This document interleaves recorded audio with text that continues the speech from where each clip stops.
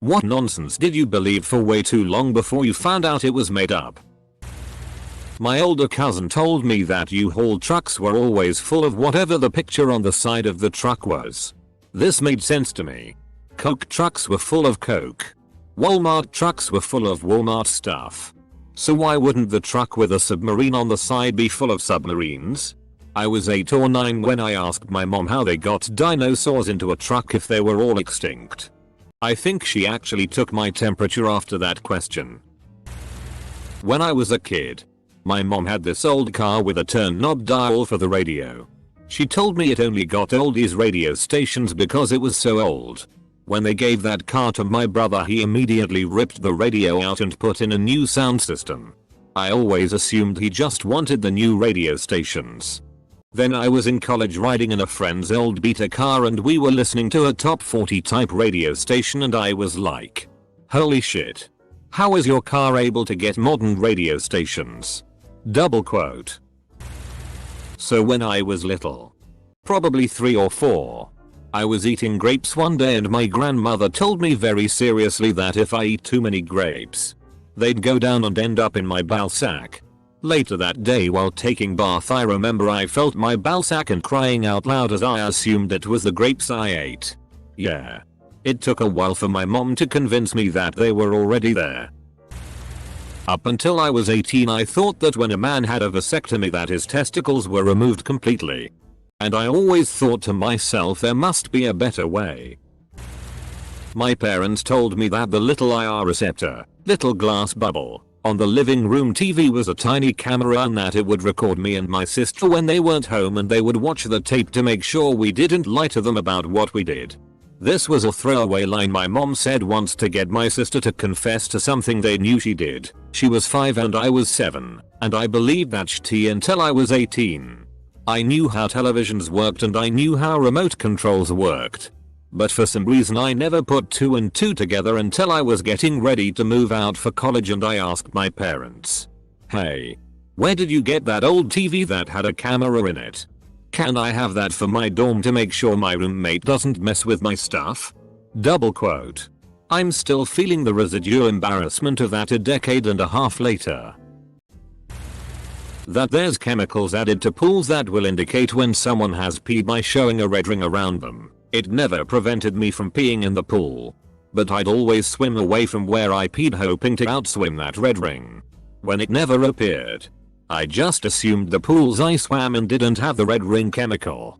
But then found out it's just a bullshit story parents tell kids to keep them from peeing in the pool, which didn't even work with stubborn, nasty me anyway. First time I went swimming, my friend told me everyone pees in the pool. Had to pee. So I just went. Couple minutes later, I see him climbing out. I ask where he's going. He said to the bathroom to pee. Couple more minutes later, someone else comes up and tells me I should probably move. Someone peed around where I was. You can smell it. If you eat pumpkin seeds, a pumpkin will start growing in your stomach. Also watermelon. I remember my grandfather telling me this when I was 5 and I just started sobbing because a watermelon is so big. My stomach will explode and I'm gonna die. Complete panic attack at my family reunion that resulted in my mom having to take me home because I was completely freaking out about my impending, inevitable death. That rivers flow from north to south, and not otherwise. Once a friend of mine was fooled by our history teacher. He asked the class which part in Egypt was called the Upper and the Lower Nile. My friend said the upper, northern, part is called the Upper Nile. It's obvious. Turns out the Upper Nile is more southern because the land and water is on a higher elevation. I once asked my older cousin what BDSM meant and she said Beijas da Sailor Moon, Portuguese for kisses from Sailor Moon. So 10-year-old me started using BDSM as my online signature. Wow, you just reminded me. Someone called me fellatio at school one day and not knowing what it meant I just thought they were being funny and made up a word. Later I was playing a video game and put fellatio as my character name. My dad noticed and was noticeably upset. Props to him. He didn't get mad. Just asked me why I'd written that. Then poor guy had to explain to me what it really meant. Every extra time you press the button at the lights to cross the road, it resets a timer and you have to wait longer to cross. I have successfully convinced my nephew, aged 12, that if you push the button repeatedly it makes the light change faster. My parents convinced me that the song Saturday Night by Danish singer Wigfield was so popular that the government of Denmark made it their national anthem. I was 10 until I realized how f***ing stupid I was. One time we were driving down the freeway and I noticed a road named Shoemaker. My brother, who was with me at the time, told me that his Adidas inventor was born. Fast forward a year or so. I'm driving with a bunch of friends heading to EDC in a large van we rented. I see Shoemaker Road again and I tell them what my brother told me. They couldn't stop laughing for few minutes and gave me tea for every road we passed. Oh look, Nakadishi-san, it's Chocolate Road, that's where chocolate was invented, and so on. It was a long drive. Scratching poison ivy rashes will cause it to spread. The reality is that most people are only allergic to the oil on the plant. So once that oil gets on you, you'll develop a couple rashes. If the oil gets on your clothes, you can further infect yourself. The belief was spread by the fact that poison ivy would typically appear in one place and then crop up in another place later. So the thinking was you scratched it, you spread it. But that's kind of just what poison ivy does. It spreads in stages. There's nothing inside those blisters on your skin other than, well, blister fluid. It's not contagious. That said, the myth has likely endured because it keeps kids from rending up their own flesh, which helps keep them safe from infections settling in. But if you're an adult and you got some poison ivy, yeah, give it some scratches in moderation. Won't hurt you. Or you can get a hairdryer and turn it on. Hold it a few inches above the irritated skin and run the air back and forth over the outbreak, which simulates a warm scratching sensation. Use that a lot when I had a particularly severe outbreak. Someone burned poison ivy and the wind shifted and I got a full body dose of the smoke. Not me, but my sister. When she was about 3, I told her that Prince is the most beautiful girl in the world song was written about me. She didn't question it and believed it for years. She even told her friends at school. I also told her that our granddad was a world champion belly dancer and catwalk model in his youth, which she believed for an embarrassingly long time. Additionally, I told my brother when we were much younger that our black cat was a witch's familiar, and that whenever she went out to do cat stuff she was actually visiting her witch. I told him that if he was mean to me, the cat would put a curse on him, and subsequently he was terrified of her for years. I do feel a bit bad about that one, but it did get me the control of the remote a lot and I got to watch a lot of Powerpuff Girls. My father wore a toupee from the moment I was born. He did not do a good job of maintaining it.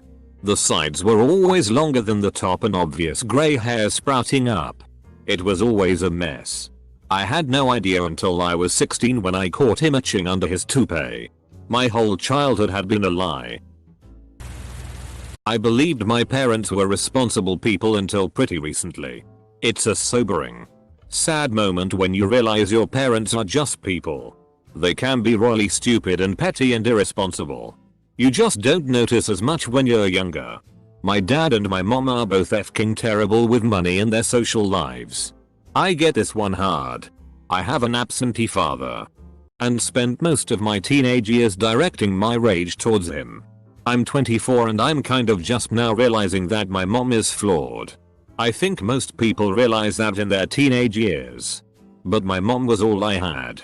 So I never considered it until I was older and more independent. I love my mom to death. She's one of my favorite people in the world. But it's definitely kind of shocking to suddenly be aware of her flaws, when I was completely blind to them before.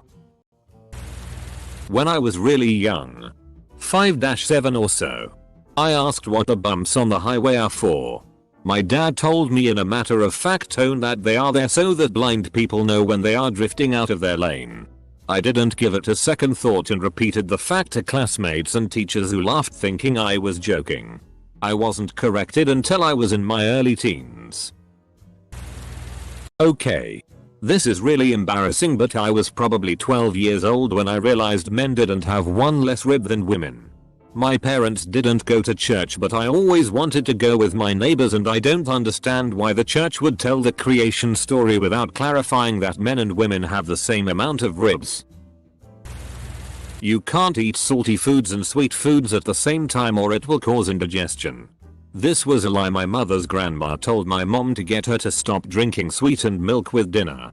And my mom passed it on to me for no reason at all. My family also believes in traditional Chinese medicine ideas, so I just figured it was one of those things and never questioned this one specifically. I didn't learn it was completely made up until my mom accidentally told me. As a kid, I used to love sticking my hand out of the car window and play with the wind. One day my older sister and I were headed down the highway to go visit our parents. I guess I was driving her bananas.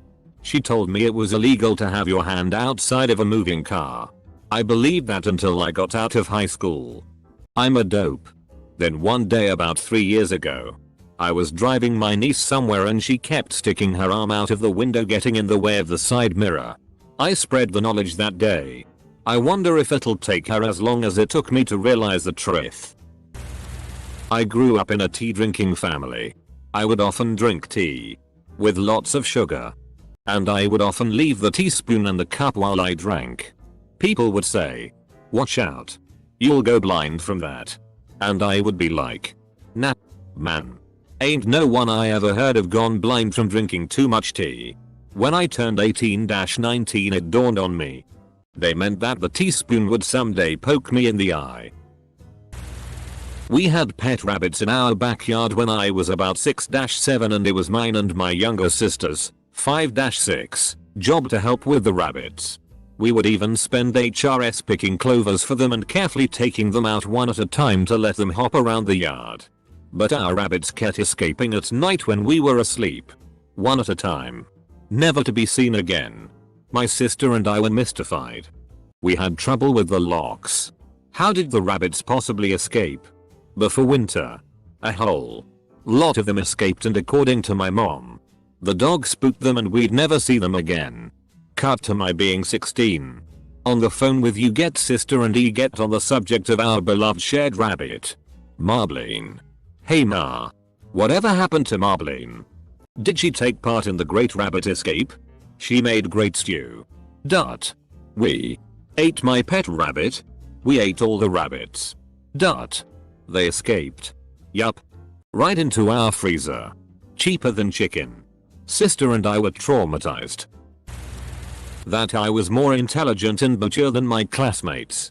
I wanted to believe that I and I alone was the only one interested in learning and furthering my education, even when it was ass-bleedingly obvious that was not the case, because I wanted to feel like I was this paragon of wisdom without actually working. Deep down I knew that wasn't and never would be the case. But I shut that voice up because I didn't want to admit that I was actually a piece of shit. But I was. And only after doing incredibly mediocrely on the final exams and walking away from graduation not feeling as though I wasn't really friends with anyone did I really come to terms with the fact I've been an awful human being and a raging narcissist. Led to an awful lot of self-reflection after that. I don't ever want to be that person again. Climate change denier. I was like 18 before I realized it wasn't some hippie conspiracy. As an ecologist, I don't know how I would explain some of the patterns I see on macroecological scales without it. Also, my mom told me a black line appeared on my forehead when I lied. I didn't believe it until she pointed it out and I went to the mirror. She'd managed to draw it on without me noticing. Scared the crap out of me.